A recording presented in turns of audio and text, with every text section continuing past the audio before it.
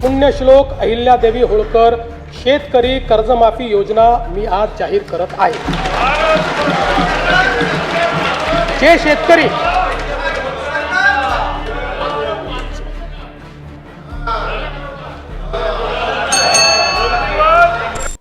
महत्वाचा विषय पाणी पिऊन घेतो।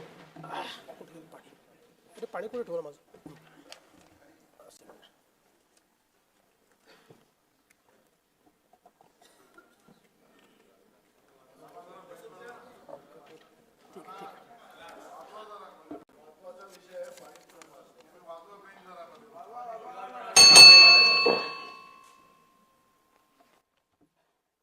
आम्ही राज्यातील शेतकऱ्यांसाठी कर्जमाफी योजना राबविण्याचे आश्वासन दिले होते। त्याकरिता समिती गठीत केली आहे। राज्यातील 30 सप्टेंबर 2025 रोजी पीक कर्ज थकीत असणाऱ्या पात्र शेतकऱ्यांना 2 लाख रुपयापर्यंत कर्जमाफी देणारी पुण्यश्लोक अहिल्यादेवी होळकर शेतकरी कर्जमाफी योजना मी आज जाहीर करीत आहे।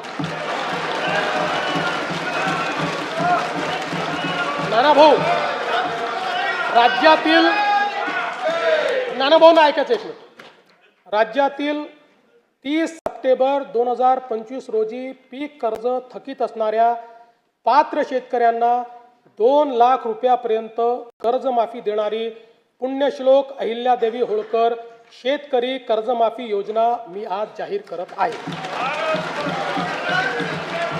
जे शेतकरी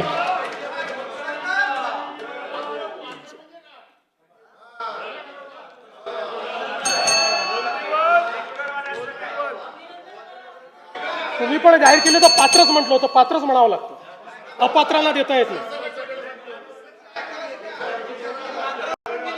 ऐका पुढे, अजून संपलं नाही आहे। अरे अजून संपलं नाही, थांबा रे बाबा, शांत बसा, शांत बसा।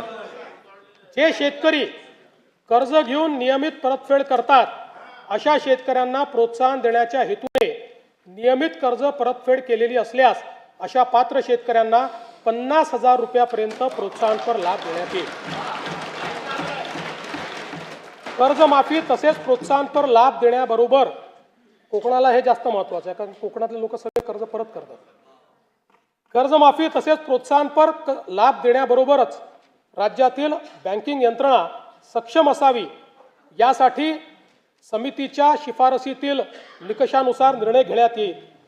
शेतकरी वारंवार कर्जबाजारी न होता त्याला कायमस्वरूपी कर्जमुक्त करण्याचा शासनाचा संकल्प असून याबाबत समितीच्या शिफारसी अनुसार दीर्घकालीन उपाययोजना करण्यात येत आहेत।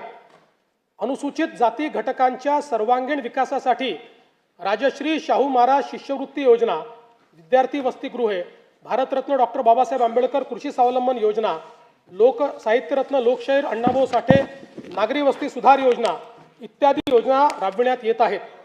महात्मा फुले मागासवर्गीय विकास महामंडळ, साहित्यरत्न लोकशाहीर अण्णाभाऊ साठे विकास महामंडळ, संत रोहिदास चर्मोद्योग आणि चर्मकार विकास महामंडळाद्वारे अनेक योजना राबविण्यात येत आहेत।